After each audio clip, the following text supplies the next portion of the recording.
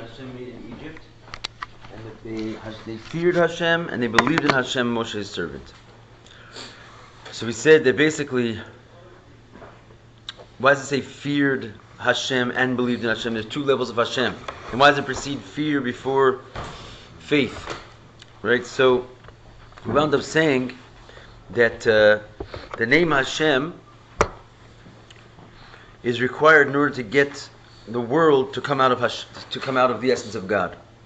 Just straight from Hashem's essence to the world was an impossibility, so it had to go through the name of Hashem. Why? Because the name of Hashem represents tzimtzum, contraction, and an expansion. The Yud Kei Vav Kei is a process of bringing it forward.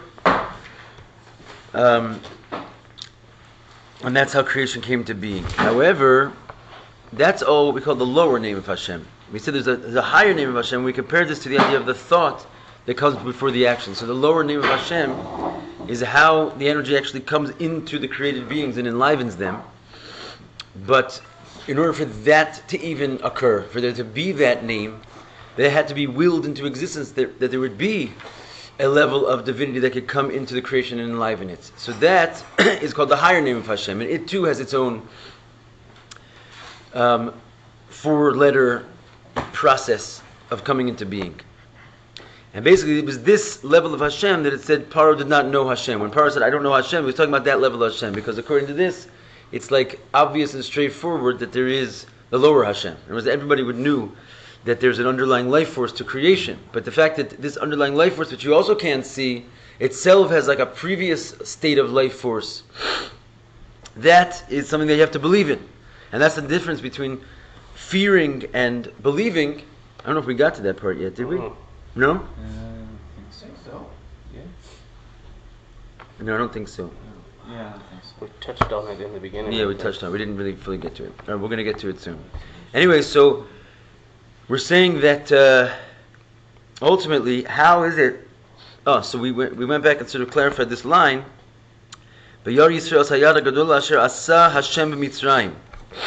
So asher asa Hashem, that which Hashem dila'ela, the higher Hashem did, the Jewish people were able to see b'Mitzrayim, specifically through its work in Mitzrayim. In other words, by turning from evil, by destroying the klippas, by having subjugation of the dark side. That's the only way, so to speak, to get the name of Hashem, dila'ela, the higher name of Hashem, to be seen. Right? So the only sort of avenue and clearing to him to have perception of this higher name of Hashem is to have bitul and subjugation, and that's what it means with Mitzrayim. All the plagues and all the subjugation of the dark side is what enabled the Shem Havai Dila'el, the higher name of Hashem, to come out. Like we said, a piece of wood that you don't see its flame, you smash it into pieces. So to the body, which doesn't reveal the soul, you have to like beat it up, basically. Right? You break it. What's wrong? No. Oh, okay. No, I was just thinking about something else. Which Okay. is kind of interesting, but So the idea is that breaking it, you can see when you break it open, it reveals the flame. In other words, so this higher level of divinity, which can't be seen just from its expression in the world. When you break the klippas of the world, it sort of it burns brighter and it shows up. Like breaking yourself when you do teshuvah. Yeah. Or anytime you sort of turn away from your passions, basically.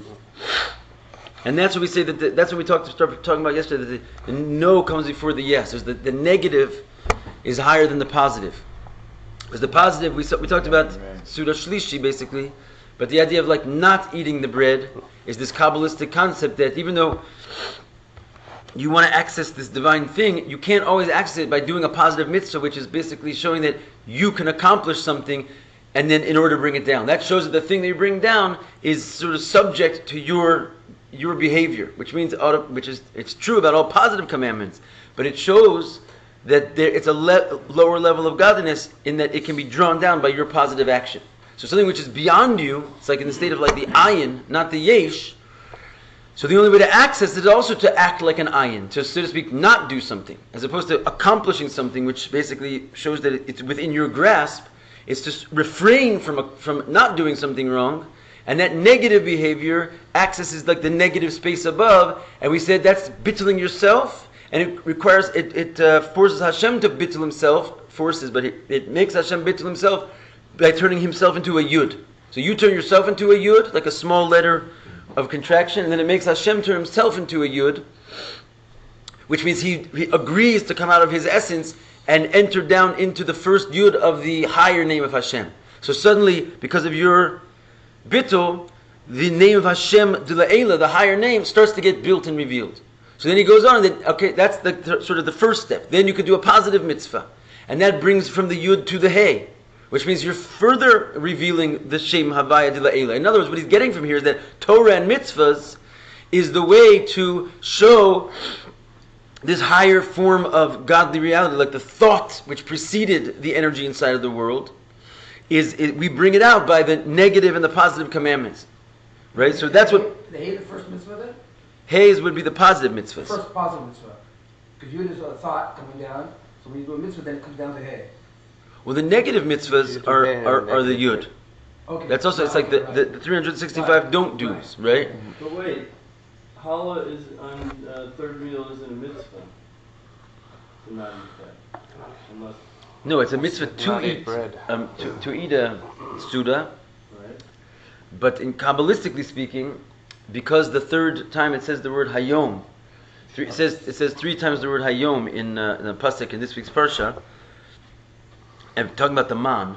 So we learn from that pasuk that there's 3 meals on Shabbos. But the third time it says the word hayom, it says hayom lo. It says this today, hayom lo timtza'u basadeh. Today you won't find it in the field.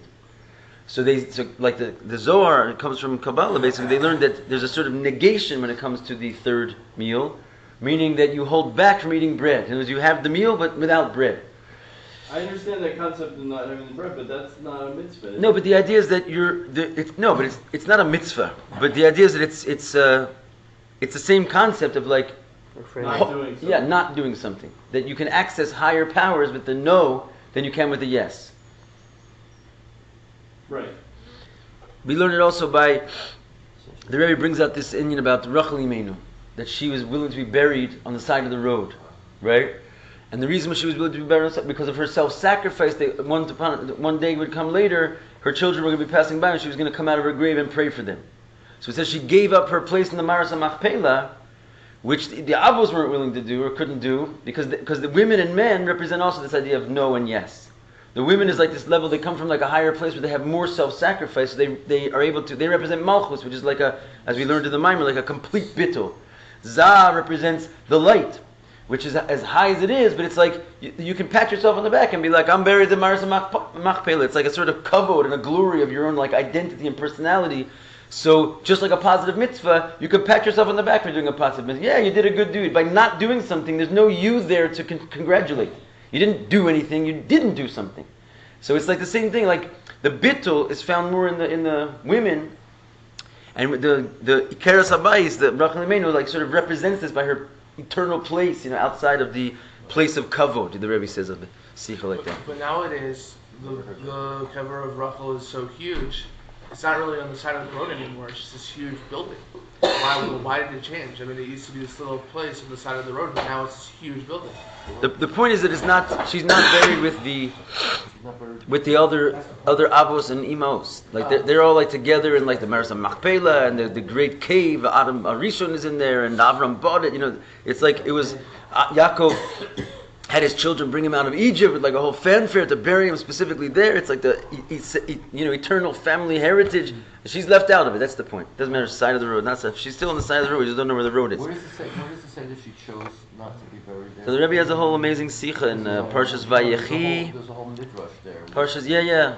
When Yeah. Yaakov was trying to negotiate with Yosef, I'll not take her any Mitzrayim. He Yeah. was trying to apologize. I didn't bury your mother there, and he's giving So all these reasons. there's this why in he Yesh didn't do it. Schar L'Pula Seich, Rashi says in that midrash. Rashi brings that midrash down in that pasuk you just mentioned. And Yesh Schar L'Pula Seich, there's a conversation in the first, what does it mean? What was her Pula Seich? That there's reward to your deed. What's her deed? Some people want to say her deed was that she gave over the simanim to her sister, whatever, X, Y, and Z. There's many before. The Rebbe says her deed was that she chose to be buried outside the land for the sake of having Mesiras Nefesh for her children. And from there he proves it, and he builds up a whole mamish svara about this thing. It's amazing. It's Parshas Vayechi in. I'm saying if you want to look up the sikha, it's a really nice sikha in Chelik Lamed Aleph or Lamed Hey, something like that, in the Bereshis in the Lameds, in Likutei Sichos. Anyway, so okay, we're going to move forward now. So anyway, what we realize is that basically the Torah and the mitzvahs is like this higher level of Havaya that Hashem sort of showed us them with His own hand. We didn't necessarily first perform the mitzvahs. Hashem revealed this higher level of Havaya, this level which is beyond Him as He is enlivening creation, by breaking up the Egyptians first and foremost, basically, and that He showed it b'Mitzrayim. It says in Mitzrayim. What it really means is with Mitzrayim. By subduing the Mitzrayim, He revealed this level of God, of divinity. Okay, so we'll go on to the What next, does that have to do the with middle us? paragraph. Like if He subdued us, I would get it more, but He subdued them. No, So because- shouldn't they be? No, He subdued them by killing them all. So that they didn't really learn the lesson from Right. it. But He killed them all in order to show us and the rest of the creation for But if I want eternity. to access that higher level, I have to subdue myself. Okay, but And at I the, feel A lot of to- us too, but the point is that if you want that. Did it so we can learn about it, Right. so we can subdue ourselves. right. In other words, what does it mean to subdue yourself? It's to subdue and destroy the Egyptian inside of yourself. Right, and then I reach a higher level. Yeah. But He subdued the Egyptians, and I know- they I know- didn't reach a higher Put level, it, right? put it like no, but put it like this, okay? Egyptian equals your animal soul. Jew equals your godly soul. So Hashem was showing us a lesson that if you'll destroy your animal soul, your godly soul will have a new experience. He did it for us in that time. Yeah, He was doing the work. He was showing us. But now we have a lesson. If you destroy the Egypt inside of yourself, so that is the way to reveal the and to go to new heights with the godly soul inside of yourself. You follow? Okay. So we'll go on. Second paragraph. If there's more Sfarim, you're going to use that sefer? I'm not using mine. Here, maybe see if Ephraim wants one. No, I'm not using mine. Okay. You want one? No? Okay. No, that Ephraim. Oh. Well, both Ephraims are fine. Fine work there from Hashem. Okay. Hine Yisrael Rawas Hayara Gadola. Al Yidei Kriyas Yamsu. Right? So how did the Jewish people really see this great hand? In other words, what we just got through saying is this pasuk that we're learning from is the pasuk that leads into Az Yashim Moshe. Moshe sang the Song of the Sea. So basically, how did all of a sudden they see the great hand of Hashem that were just described in Mitzrayim? This was through Kriyas Yamsuf. That's like how He showed Himself. That was the ultimate destruction of the Egyptians. It says, "V'yasem es hayam l'charava," and He placed the sea as dry land. This was the sign of this higher level of Havaya. Yam hu b'chinas amadis kasya. Kol ma sheyesh b'yabasha yesh bayam. So it says that, what does it mean He turned the sea into dry land? First of all, the sea represents the concealed worlds. As it says in the Midrash, everything that's in the sea is also in dry land. In other words, that there's a sea horse, so there's also a horse on dry land. I think, right? Just like that. Everything, there's a sea cucumber, there's a cucumber on dry land. Right? Everything and what the idea is that it's not a joke actually. It means that every single thing on dry land has its counterpart in the sea, because the sea and the dry land are sort of like a metaphor for heaven and earth. And what's higher, the sea is like heaven. Right? Why? Because it's like concealed behind, not seen by the eye, and also everything is inside of its source. In other words, in earth, our source is the earth, we come from the earth, but we seem independent from the earth. And we seem like, we can say goodbye to the earth and go on a spaceship. We don't need the earth, which is not true. We need the atmosphere of the earth. We need the nutrients from the earth. We're also nullified inside of our source, but it seems like we're separate. The water creatures, they live inside their water, and it's like kind of obvious to them and everybody else that they would separate from their source for a second, they would die. So this is the idea of like the angelic realms, the heavens, where everything is inside of the source of Hashem. Even if there's beings in there, but they're beings who are totally nullified to Hashem. So it's called basically the hidden world, the higher world, which is the creatures are hidden inside their source. That's called the sea. But it's here in this case, it's talking about the hidden world. In other words, the higher level of Havaya, things that can't be seen. Basically, Havaya, when it comes into this world, we still can't see Him, but He's like right behind the surface. What's energizing this cup? Havaya. It's obvious. But the fact that there's something energizing that Havaya, that's called the hidden world. It's completely, not even in the realm of us seeing. It's like in the thoughts of Hashem. V'yabasha hu b'chinas alma d'iskalgia, whereas the dry land represents the revealed world. So now you have Hashem splitting the sea and turning He placed the sea as dry land. So there's a whole deep thing going on here. When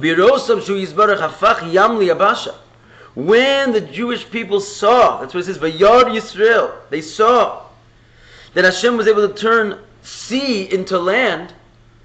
V'yasem es hayam l'charava, he could place the sea and make it into dry land.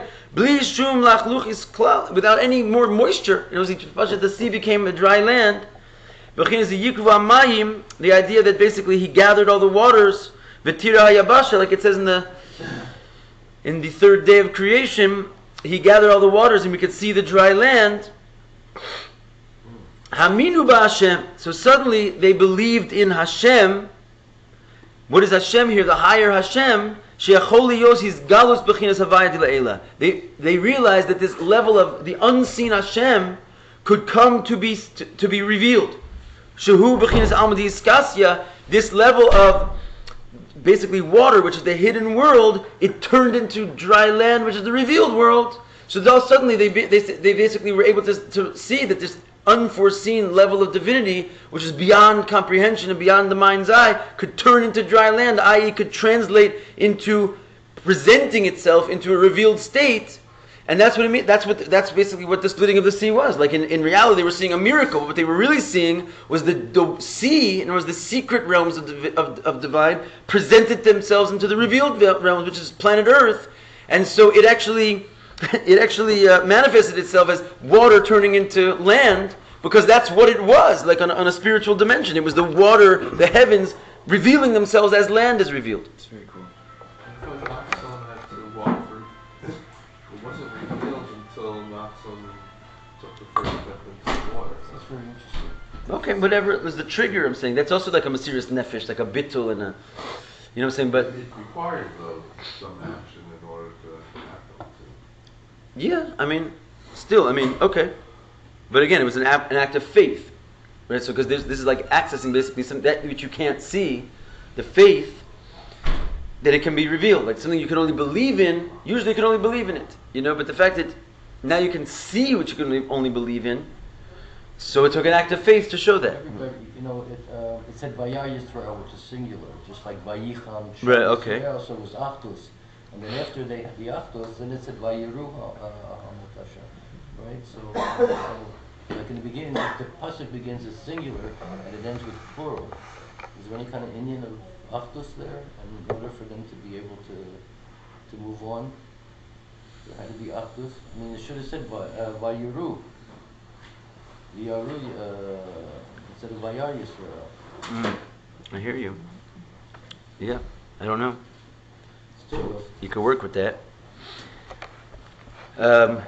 I guess there's no Rashi on that, like, right? So the pashtus, it means that because Yisrael, everybody talks about that there was Leibachad, Amachad. It says Vayichan Yisrael. Yeah, Vayichan neged ahar. Vayichan Yisrael. It would say Vayichan Yisrael. Right. That's the whole thing. It's the only time in our history when there's really Achdus. That's why we were able to receive the Torah. So here you got the same thing. Vayar Yisrael. Yeah, it's interesting. It is interesting. Okay, so I think in camp there's one late. There's another. No, that's the Rashi. That's a Rashi. So when he broke the Egyptians, subdued them, is that they were like our korban? Is there any relation with korbanot for us, like when we were doing korbanot? Putting, instead of subduing ourselves or punishing ourselves, we put it on the animal, and they were subdued in the same kind of way with death. yeah, it's, in other words, the whole idea of like destroying the dark forces outside is itself like a metaphor for us destroying the dark forces inside. It's the same thing. So for example, the carbon, once upon a time we took an animal and like put it on the animal, but now we are the animal and we have to sacrifice ourselves. So even then, we were the animal, we had to sacrifice ourselves, but we were able to sort of do it like this external, We had two options. We didn't have two options. It's just that we were able to, the self-work that we were done was also expressed like and manifested in an object external to us. Because maybe we could say it was such a, in the times the temple was standing, it was a deeper level of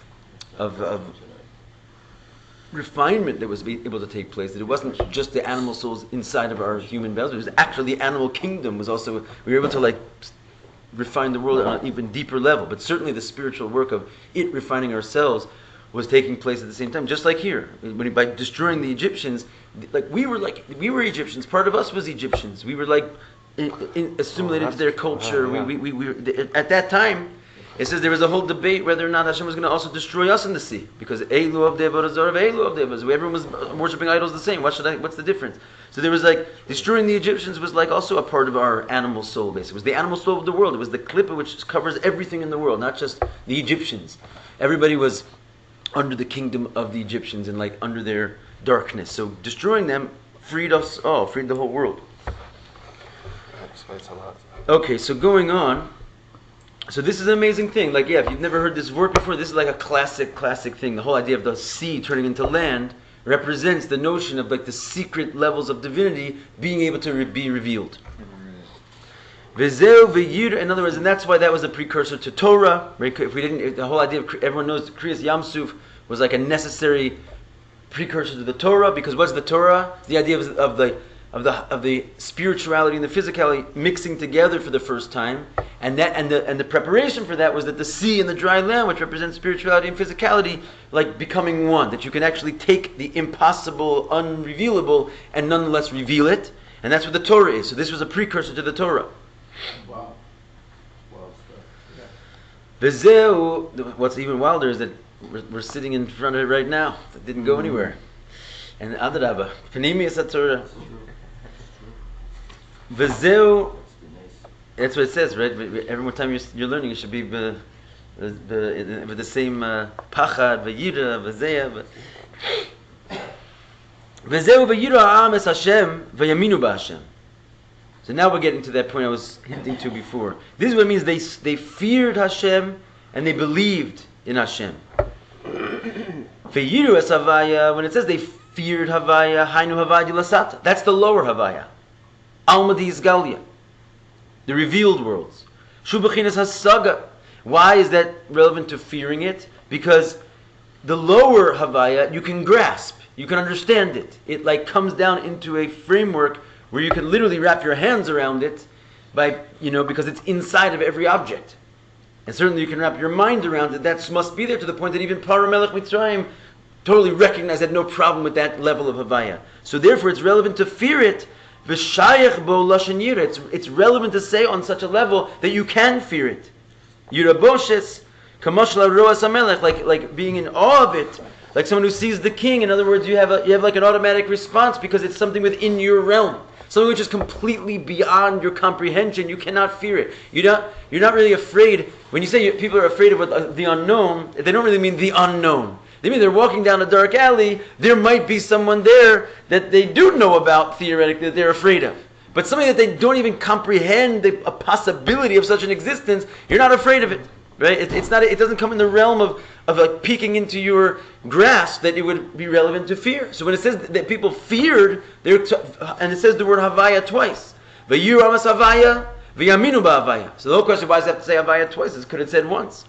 So because there's two levels of havaya, and the lower one is only the one that's relevant to fear.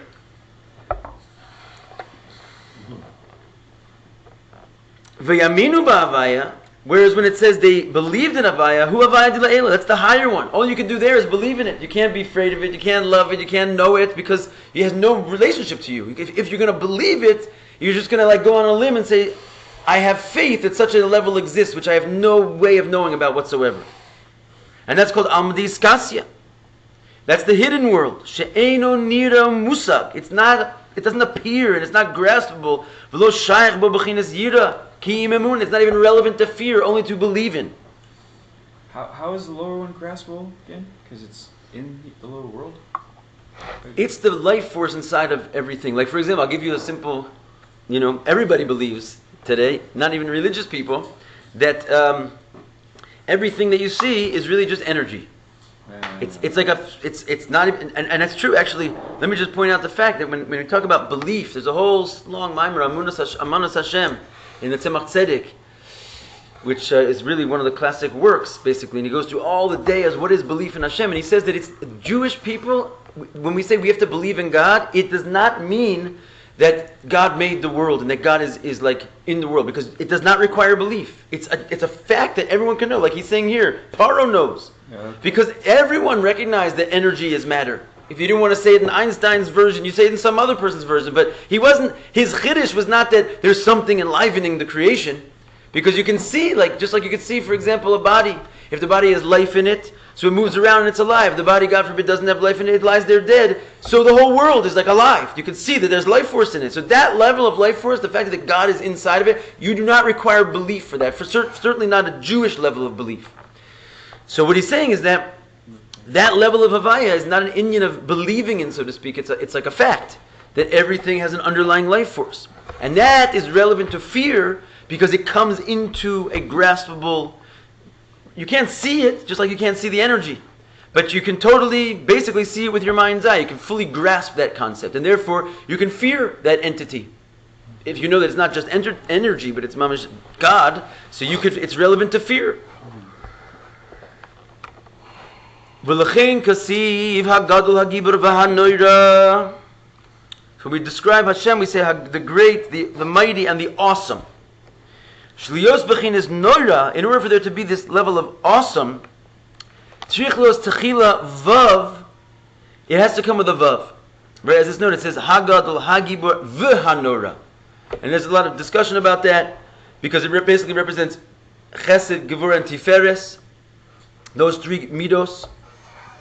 And the idea is that why doesn't it say Hagadol v'hagibor v'hanora? In other words, you only have the vav on the last one, which indicates that it's special for the last one. It's not just another word for and, right? But the idea is that because you're going to Tiferes suddenly, and Tiferes is going to join together the right side and the left side.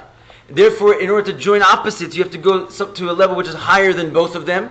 So therefore you need this vav, which is going to draw it down from some infinitely higher level, which is the power to join, to fuse two opposites together. And that's why it's called the awesome, right? Great and mighty, they're all fine and good, but the awesome is something that is required to join the great to the mighty.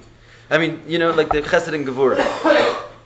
So the yos b'chin is nora. In order to get to a level of nora, tzrichlos techila vav, you need first a vav, preceding the Nora, hu b'chinas hamshacham lamata. That's the idea of drawing something from above to below. Lios b'chinas Nora. In order to get to the point that you can see, the Nora means awesome. It's like beyond. It's wondrous. So to get that wondrousness to be seen, you need a vav. It has to be drawn down from its true place, so beyond comprehension, and be drawn down. So basically the same thing we're saying now, that the level of Muna, it's in a place where if it's not drawn down, like the split doesn't doesn't split, you can't see it.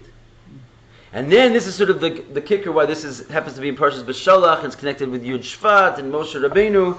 Moshe Avdo, Vayaminu b'Hashem u'Moshe Avdo. What does it mean, Moshe Avdo? Moshe hu b'chinas das v'yiskashrus. Moshe is its servant. There's this level of Havaya de La'ela, which is something beyond comprehension and cannot be seen in the world. It has a servant which carries it into the world. Just like Yaakov represented the midah of Tiferes, because he's like the Bechir Shaba Avos, so Moshe is the Bechir Shaba Navim. Like they basically, it says in the Zohar that Yaakov and Moshe were the same person. Yaakov outside, Moshe inside. That's in other words this level of the center line. It's able to draw down from the infinite and bring it down to the finite. So v'yaminu ba'avaya, they believed in Havaya, but they can't see Havaya. But Moshe Avdo, with Moshe, its servant, the servant of the higher level of Havaya, you can see it. So the whole thing that the Box talked about Esav being on this high level, and he was able to, if he wanted to, he could, go higher than Yaakov and everything, is not true. Because Yaakov was Moshe, or the first Moshe. So Esav was a Russia. He can't change. The idea is basically that, in other words, it's interesting, actually, that's an interesting point that you make there. The idea is like this: Esav does represent something higher than Yaakov, but the Chiddush by Yaakov and Moshe is that they can bring that level of Esav down into the world so that it can be seen and not be a destroyer. If Esav just reveals himself sort of as is, he comes out as tohu. It's too much energy to fit into this little world and it destroys the world. But with Moshe or Yaakov, both of them sort of play the same role regarding Esav. Because it says by Moshe, he came from tohu into this world. Remember we learned a mimer about that. That's why he was kavad peh. He couldn't speak because he was from tohu, a place where you cannot express that level into this world. But suddenly Hashem, misam peh la'adam, Hashem could give him a mouth also. So that's all I did. Yaakov did the same thing to Esav. Yaakov was able to subdue Esav and make Esav sort of, hug Yaakov and kiss Yaakov, and Yaakov was able to bring these unforeseen levels and reveal them into this world. That's all in the Torah. It's fusing two opposites. That's what it is. The infinite can find itself neatly, squarely placed inside the finite without breaking anything. So that's didn't by Yaakov, he kissed him. For sure. Rabbi Shimon Bar Yochai. Halacha Esav Soni is Yaakov. But in this case, he kissed him with all his heart.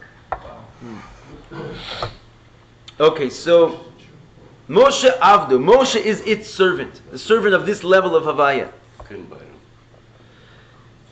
Moshe Ubechinas Das Vis Kashrus. So what does Moshe represent? Moshe represents Das and his Kashrus. In general, Moshe is this level of Das. Moshe sort of, if you read enough of this book, you'll see that Moshe is pretty much hits all the spheros. But many times we talk about Moshe as Das. What is Das? Das means connection. He's able to fuse and connect one level to another level. Ki Moshe Mashiva Roim. And why? Because there's this concept that there's the 7 shepherds, and Moshe was one of them. And it says, Hu Hamshich, and what is a shepherd? The shepherd is someone who feeds his flock. And basically is able to sort of, again, nourish and connect life to the lower levels. Like a shepherd who leads and connects his flock. Hu Hamshich Lechlalos Neshamas Yisrael Bechinas Amunah. And what is it called? Raya Mehemna. Right? So it says, this is the famous last mimer of the Rebbe, and Atat Tetzaveh goes into this very greatly. What does it mean, Raya Mehem? There's a whole book of the Zohar called Raya Mehemna. But Raya Mehemna means the faithful shepherd. So he says there's 2 ways of explaining that. What the faithful shepherd, one is that he shepherds his flock faithfully, he does his job faithfully. The other one is what? He shepherds his people with faith. In other words, what does a shepherd do? He feeds his flock. What does Moshe do? He feeds faith to his flock, that he gives them faith. What do you need? How do you give a person faith? You show them the thing that they're believing in. That's what we're saying. You show them the sea in dry land. You feed them the unseeable. That's what Rabbi does for us, right? He's able to basically make us all faithful because he shows us God. So this is the idea. Moshe is called this from the 7 shepherds. He's a shepherd, and what is he shepherding with? He's feeding us faith. He's called a faithful shepherd. That's the first translation. But then he's a roa. He's shepherding and mafarnes and feeding umamshich and drawing down bechinas amun and giving us faith. He's able to connect us to our faith because he shows us the sea is really dry land. So it's you see, he rereads this pasuk in a very nice way. In all my house, he's trusted, or he's believed. But what does it mean? In all my house, he's the one who brings belief into in all my hosts of heaven, the only one who can bring my children to believe in me is him, because he's the servant of the higher level of Havaya. He's able to bring that higher level of Havaya and show it to the Jewish people. He's the one. And he's the one who joins and connects the 2 levels of Havaya, which means he's able to bring the higher level of Havaya, the hidden world, into the revealed world. And you can see the whole philosophy of Chabad, basically the Nasi Adur and everything. It's comes out of these initial words of the Alter Rebbe, because if that only happened once upon a time in a story book, that once upon a time there was a man, Moshe, who connected the higher level of Havaya to the lower level, what does that do for us? We're not being fed our faith. You need this level to be continuously in the world. Behold, Beisi Nemanu, in my whole house, he's the one who brings faith. That can't go away. If that goes away, we don't have faith. So he's the one who connects this unforeseen level of Havaya into the world. This is the Moshe Shebedoro. V'lechein Amrazal, and therefore the sages said, Atu Yira Milsa Zutrasehi. Right, so it says that all I'm asking for you is to fear Hashem. Right? Basically, there's a pasuk. It says, "Man ani shoel mimech ki im liyiras Hashem." What basically Hashem sort of breaks it down. He says, "What am I really asking for you in the Sefer Devarim? Just to fear God." So all the Mefarshim are in the Gemara, they're having a fit with this. What? That's all you're asking? What? Fearing God is a small thing? If we can fear God, we all made it. We'd be home already. Yeah. Isn't that a contradiction to what we just said, though? We said that they could fear God. They had that lower fear, but they. So he says, it says, "Ein legabi Moshe." He says, yeah. When it comes to Moshe, he knows who's saying that. All I'm asking you is to fear God. Moshe. It's in the Sefer Devarim. So their answer is, yes. And compared to Moshe, it is a small thing because Moshe is holding on this level of faith. By him, the lower level of Havaya is a simple thing to come by.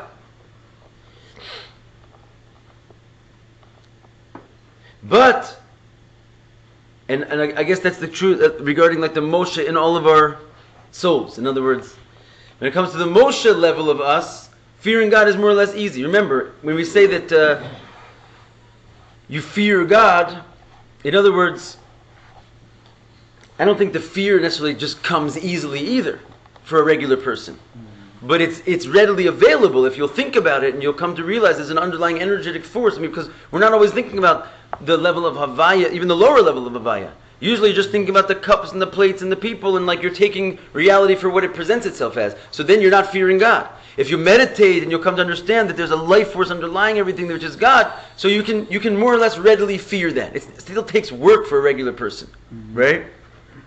So it's okay. So it's not so easy. But what he's saying is that when Moshe says, "All I'm asking you is to fear," he's making it as that like that's like not even a thing. Like of course you're going to fear.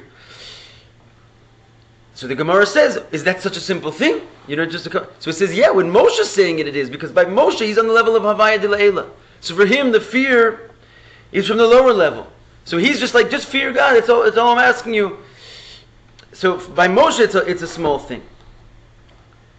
Because he represents the higher level. Moshe, but through Moshe, we go up to a level which is called the higher Havaya. And that's why it says, you know, HaShem yilachim lachem v'atem tacharishon. HaShem will fight your battle, you be quiet. What's the idea of you being quiet? B'chinas shtika. We just learned a whole mimer about it. That's the idea of silence. What's silence? The idea of it's like Rachel on the side of the road, not like doing a positive mitzvah, not trying to access something by your revealed powers, but like refraining, quiet, not speaking, revealing, but silence. That accesses this level of the hidden worlds, the faith, and that's why Moshe was told, like, silence yourself. Hashem will fight your battles for you. Meaning, reach the level of silence. This was said, of course, preceding the splitting of the sea. In other words, like you were saying, what was the preparation, the hachana for the splitting of the sea? So even before Nachshon, walked into the sea, it was silence, because that is the way to access the hidden worlds. Yeah. So then he says, right afterwards, Ma titzakai lai, what are you screaming about? What are you scratching about? Ma. Yeah. Right.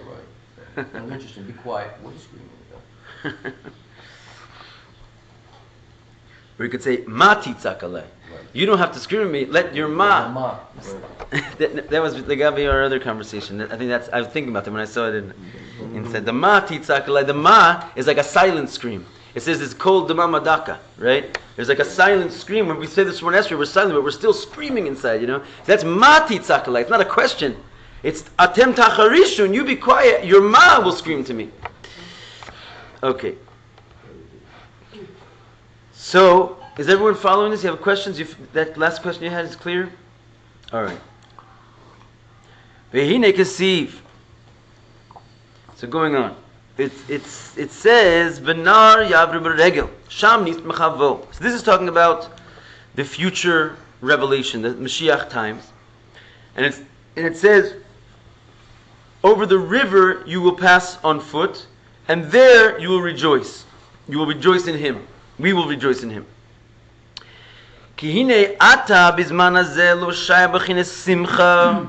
Nowadays it's not really relevant to true simcha. It says, then our mouths will be filled with joy. We don't have like the ultimate joy right now. What river are they talking about? The river. Is that a metaphor? I think it's the Euphrates River. Oh, he's talking to them. But you said about the days of Mashiach. Yeah. There is a river. There's going to be another splitting of the sea, but it's not going to be a sea, it's going to be a river. Yeah. We're going to be there? And basically, we're going to be there. Where? So I'm saying it's going to be a spiritual thing and a physical thing. It's going to be a river in the world that we're going to all like walk across again. Huh? I thought it meant a spirit. You're going to cross the river of material world of. Well, no, the river. No, the sea is Malchus. The river is Bina. Because we say a river came out from Eden, you know? Eden is Chokhmah. The river that comes out is Bina to water the garden. So when it talks about the river that we're going to cross in the future, it's the river of Bina.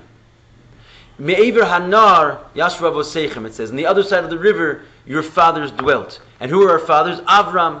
Avram is the union of Avram. He represents exalted Chokhmah. Avram is our fathers is Chokhmah, and that's where they dwelt. Is on the other side of the river. The river is Bina.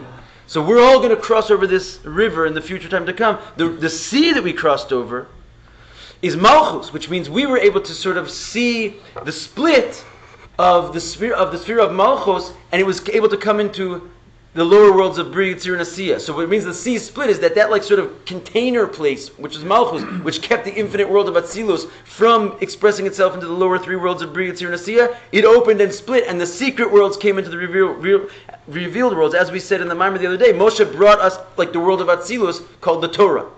But in the future, the river is going to split, which means in addition to that, there's still another like container holder, which is that Chokhmah of Atzilus is still not totally revealed to us. What we got when we opened up the sea was from Bina and down. That's what came into Bia. When this river will split, then we'll open up yet a higher level. What's the higher level? Not just we'll get a shine from Atzilus into Bia, we'll get a shine from Ein Sof into Bia, because inside of Chokhmah is contained the Or Ein Sof. So when the river will split, that will also flow all the way down through and come into Bia.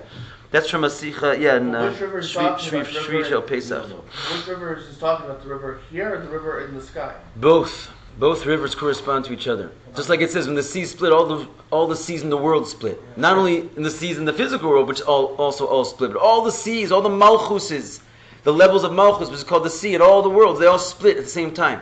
It's like what happens physically and spiritually is a parallel. Yeah. Oh, I can't wait to see that baby split. Gonna come with a lot of like dead bodies under there and stuff. I don't know. All right. You're not recording this, are you? All right. So there we will rejoice, because now we do not have the level of rejoicing. What is to be happy is to be revealed. Total revelation. Simcha is total revelation. You're showing like your happiness. And now in this time, this level of true simcha is not revealed. All we can do is really believe in it because of the concealment of the body. In other words, it's true and it's not true. In other words, if you have a look at Moshe Rabbeinu, you can still sort of see it, right? But in the level of Mamash Kriyas Yamsuf, in such an ultimate revealed way, when you're seeing Elokus in the world, like you're looking, it's Zeh Keli Vanveyu, it's because the hidden worlds are Mamash revealed into the dry worlds, right? So, I mean, it's not like the good old days exactly. So, and what is the problem is that the body is wrapped around it in such a way that it doesn't really let it burst through and see. Like the dry land is not ultimately, like opening up its treasures. In the future, when it says that death will be swallowed up forever, it's written, eye to eye they will see. Ayin ba'ayin hu b'chinas almadi iskasya. B'chinas soyu kolomim. Right, so what is this ayin ba'ayin yiru? Eye to eye they will see. Ayin ba'ayin is this idea of the hidden worlds, the soviv kolom, the level of the havaya de la'ela. Mitachas roas olam, as it says that underneath its arms is the world. In other words, it's above the world. The almadi is galia. And then, so ayin ba'ayin is the hidden world and revealed world. This should sound familiar to you guys because we just learned a whole mimer about ayin the Einei Chachamim, and the two eyes. We said was the higher fear and the lower fear. Remember that whole thing? So this is obviously connected. So Amadis Galia is the other eye. She's Galu Beis Havayos now. So Ayin Ba'ayin Yiru means that both eyes, the lower and the higher, will be seen. Because in the future it says he will split the sea into 7 pathways, to 7 channels. The river rather. The sea was split into 12 channels. The river of the future will be split into 7 channels. Vaisa Masila L'Sher Amo, and it will be a pathway for the remainder of his people. Kasher Hasei Yisrael B'Yom Alosu Me'eretz Mitzrayim, as it was when the people came out of Egypt. Hainu She's Gala Almadis Kase. In other words, it means there's going to be another time yet when the hidden worlds will show themselves in full. Yeah. 12 channels for the 12 tribes. Yeah. 7 channels because we lost 5 along the way. No, 7 channels because of basically the 3 fathers and the 4 mothers, and that's what we were saying before. Like the Evra Nar Yashvos Avosechem, on the other side of the river, your fathers dwelled. So the fathers represent this like level of chokhmah, and the fathers are all the fathers and the mothers. So they're why are we split into 12? Because 12 is an important number. The tribes we're not on the level of the avos, right? A shevet, a mate, means a branch, a staff, which means it comes off the trunk. It's just like a ray from the trunk. The trunk is the avos. So the whole level of like the 12 tribes represents, interestingly, I mean this is like a very deep concept area for 1 more minute, but we'll go into it for a second because we're sort of here and there inside. But the idea is like this. The number 12 is basically a very significant number. It has to do with creating the world. In general, there are 32 pathways that correspond to the 22 Hebrew letters and the 10 sfirot. And we call those the 32 pathways of Chokhmah.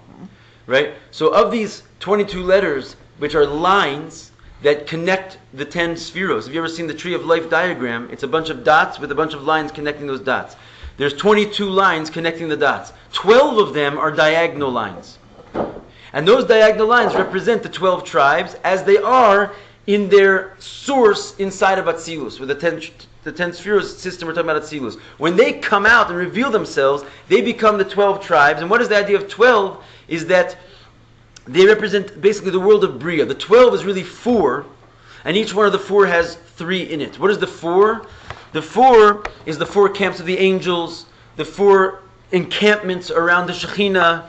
The 4 is basically the notion of the lakes of the 4 rivers that split from the initial river. Basically, when divinity starts to break into parts and it's no longer one, so that's what it means. There's a creation, right? Everything's not one. It's now a world. The world is based on the number 4, right? There's 4 elements, right, that create everything in the world. Now those 4, they all have a subdivision into 3, and that's where you get the number 12. And you see this like very clearly. The Jewish people walked around the Shekhinah, the tribe of Levi, and the Shekhinah was like the one river, and encamped on 4 sides of it were the 12 tribes, but in 4 encampments, north, south, east, and west. And each one of the encampments had a breakdown of 3. So Yehuda was the head tribe, but he also had inside of him Reuven and Shimon were like in his, not Reuven and Shimon, Yissachar, and I don't remember. We're inside of Reuven's, Yehuda's tribe, right? I think it's Yissachar and Zevulun, inside of Yehuda. Anyway, so this is the idea. So the number 12 is basically the union of the Bria, the creation, as it comes out. That's why there's also 12 hours in a day and 12 months in a year. Like, there's all basically time and space is basically an expression of the number 12. And that's when creation happens. So splitting the sea equals what? Bringing something beyond creation and showing it in creation. So since creation is based on a 12 basically line fundamental breakdown, so all 12 lines basically opened up, and that's what it means that the sea, which is like what seems like creation, its source, which is the 12 lines of Atzilus, like opened up, and we saw that everything in creation is actually coming from a place which is beyond creation. So that's why it's originally split into 12, because it was again Malchus of Atzilus that split. Malchus is the bridge between the Bria, the creation, and the world of Atzilus. So the split was naturally into 12. Because that's what creation is made out of. In the future, we're going to go beyond the river even. And the river gets us not just beyond the Bria, but even beyond Atzilus, like the Chochma Atzilus. And therefore, it's going to split into 7, because that's the level of this sort of, to go from Chochma into Bina, is like from the Avos into the rest of Atzilus. They represent the number of 7. Just like the tribes were like sort of implicitly 12, the Avos and the Imos are implicitly 7. So to go showing what's beyond them, okay, it's a little complicated, but you could say, for example, Zah is an of 7, right? So to go from Zah into Chochma, the river of Bina has to split into 7, showing that all 7 parts of Zah, which are the express parts, find themselves in their hidden world in a higher place. So it's again a split of the river. This is the idea. Okay, it's very complicated for 1 minute sum up, but there it is. Rabbi, I have a question for you. Not on this, but on something else, if you have time. What's that? Zah is the 7 spheros of Atzilus, the emotional spheros. That was great. What's time you teaching? This afternoon for Mincha, Yeah. 4:30 is Mincha, I think. Yeah. Could be there at 9:45. Yeah. Um, Okay, B'ezrat Hashem. I was always Chabad, but now I'm getting serious. You getting Chabadi? I'm getting Chabad, yeah. Nice. So I wanted to ask. Yeah. I'm Ashkenaz, but I do Sephardic halacha. Yeah. Is that okay with Chabad? I mean, you're asking how do you get into Sephardic halacha? When I was 16,